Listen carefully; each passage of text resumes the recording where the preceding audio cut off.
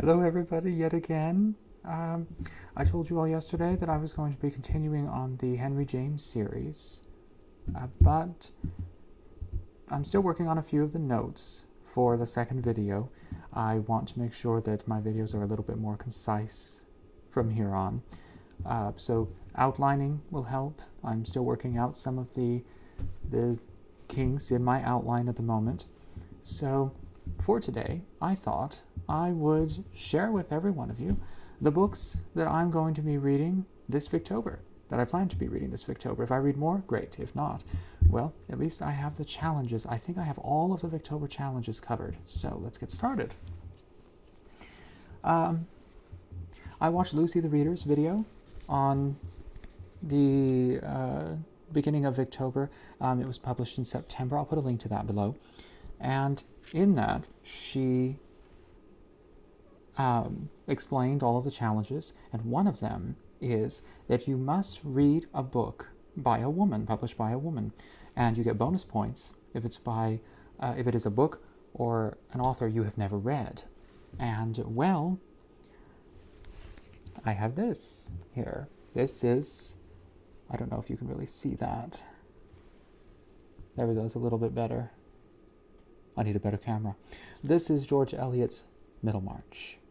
Marianne Evans, of course, George Eliot, Marianne Evans. And I just read a few snippets from it about a week ago. I just got it. So, well, I have never read George Eliot before. I have never really, I've wanted to for a very long time. I just haven't quite gotten to her. So, here she is. Her most famous novel, Middlemarch. It's I've read the prelude, and wow, just the prelude alone, wow, and the first couple of pages of the novel itself. So that is her. Hopefully I'll get bonus points for that. Now, the next one I'm going to be reading is a tiny little thing, actually. Well, it's tall, but one of the challenges was to read a book under 200 pages. And/or a book over 500 pages. I have both. Right here I have Past and Present by Thomas Carlyle. I just got this too. I haven't hardly touched it yet. So I'm very excited. I love Thomas Carlyle. I cannot wait to really just sink into this. The next one I'm going to be reading is another small one. I didn't intentionally get all of these books for Victober, but it seems to have been rather serendipitous that my last book haul included mostly small Victorian books, collections, full book-length essays, novels, that kind of thing. Here I have George Bernard Shaw's The Perfect Wagnerite. This was a huge hit when it first arrived in, I believe it was 1897. The first edition, 1898, just a year off. 1898, this showed up. George Bernard Shaw, if you don't know, was a rather wonderful critic.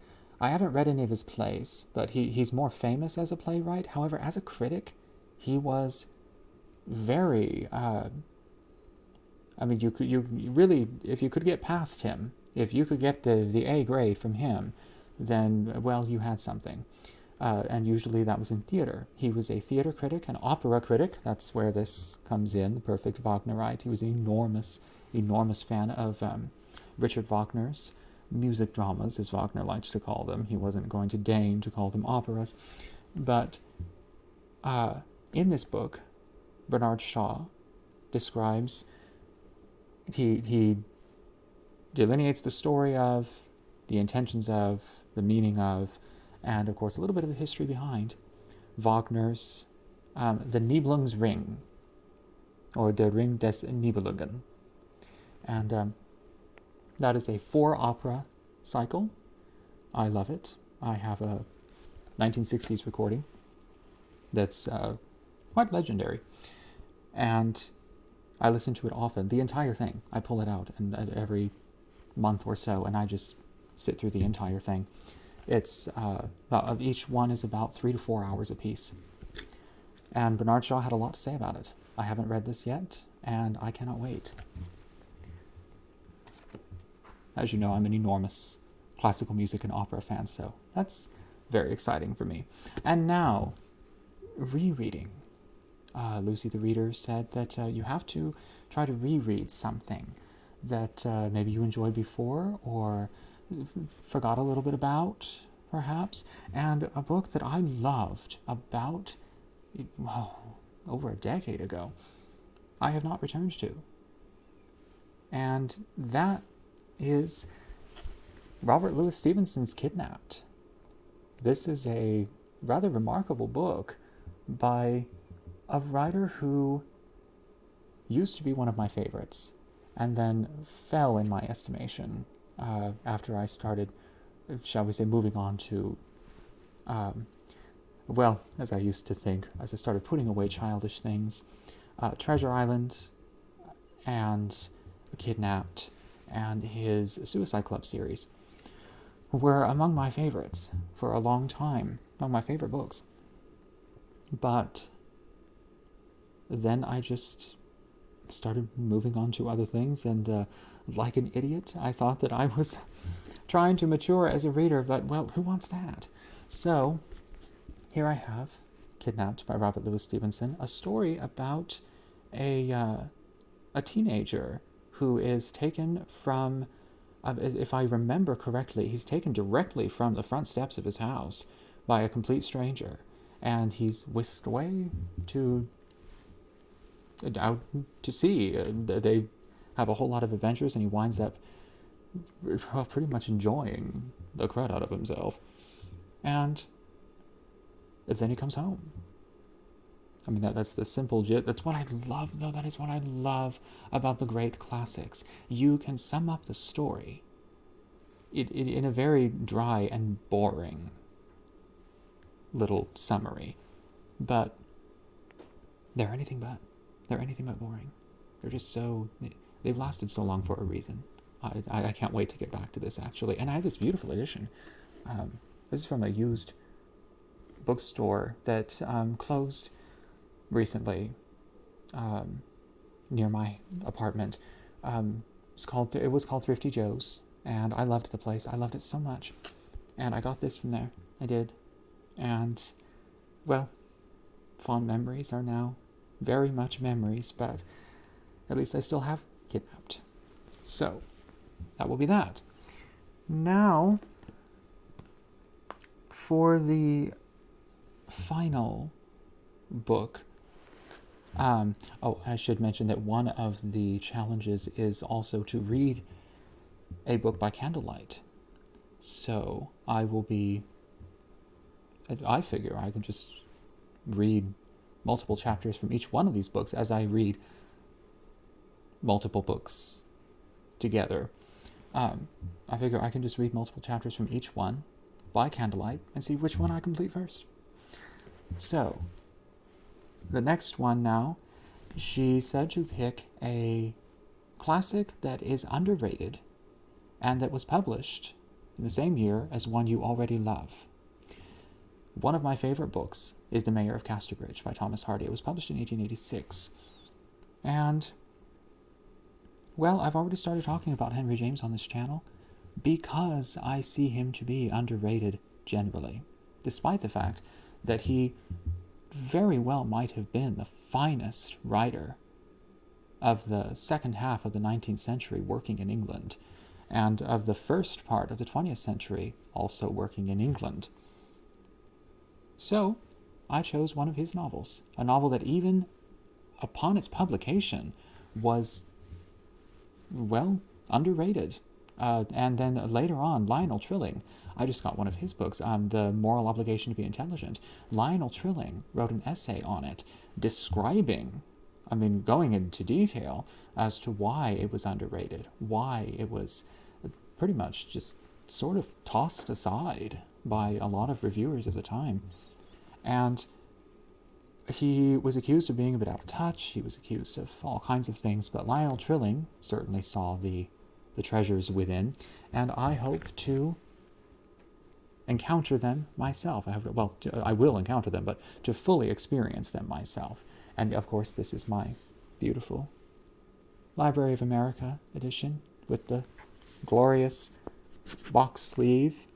And this is it's a small anthology of his novels from 1886 to 1890. And the first one in this book is The Princess Casamassima.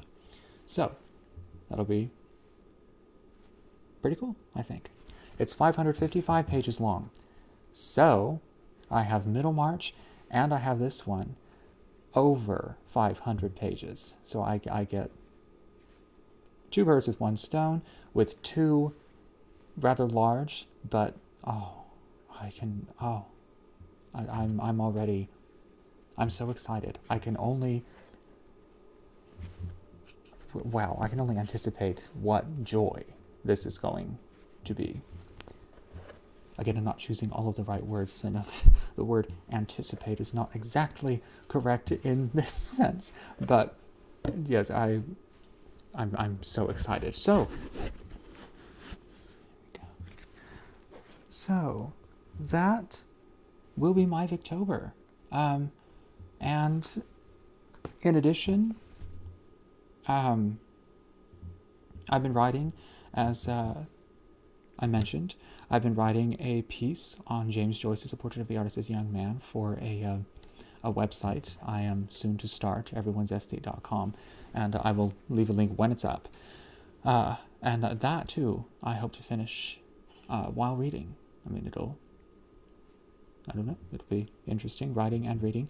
I love to write. If I haven't really said clearly enough, I'm not a professional author. I'm not a professional writer. I've been paid for very, very little, precious little of my work. Probably deservedly so. I've been working for the last year or two on my prose, and I've been told it's a little bit too chatty for a lot of outlets. So I hope to keep improving on it. But yes, I am a writer. Perhaps not professionally, but certainly in spirit and certainly in practice, I am a writer. And I love the craft. I enjoy it so much. And several author tubers have made some videos on writing. The ones, though, that I would really recommend to anyone here who is trying to write anything, who's maybe apprehensive about it, who's maybe a little bit unsure about themselves as writers, try Steve Donahue's, I will link them below, try Steve Donahue's books or videos on writing. They're more empathetic than a lot of others. I've seen a lot of AuthorTube videos, including Jenna Moressi's. I started with her back when she only had about 1,500 subscribers. Now she's a pretty major AuthorTuber. And she's hilarious. She is. She's very sarcastic. And she's well-researched and very well-organized, which I am not. So, and I do hope to become far better organized at this video-making thing. She is very well-organized. She's very to the point. And I would recommend her, too. So I will link her video, one of my favorites, I will link below. So, yes, if you guys are looking to be writers, which I think, the same as Steve Donahue does, that all of you should write something. You should get in and just decide. It doesn't matter who's going to read it when. Get it done. Get it done. If you've wanted to write something all this time, you've had an idea, get it done. Because, believe me, for not only the simple feeling of having accomplished a little something of your own, but also for the thought of being someone who writes, you should do it. You certainly should do it. And you have plenty of ideas. I know you all do. You all have something to say. So write it down. Write it. Make it what you want and what you would want to see. Because then other people will want to see it too. They will. So, Well, that's all I really have to say today. Yes, this is going to be a very short video. I did not want it to be long at all. So leave your comments below as to what books you maybe are going to be reading this Victober, what books you want to read, maybe what kinds of books you've been putting off for a long time that maybe we could chat about, or that maybe you'll pull out and maybe this year you'll read it. Read them. So well, that will be it for now. Happy Victober, and I hope that everybody has a blast this month. We're only 5 days in, so there's still plenty of time for everybody to get to their Victorian reading. The Victorian era is one of my favorites. It's one of my favorite eras. So I'm very excited about this month, and I hope you guys are too. So enjoy, and I will be back tomorrow. Thank all of you. Thank you guys.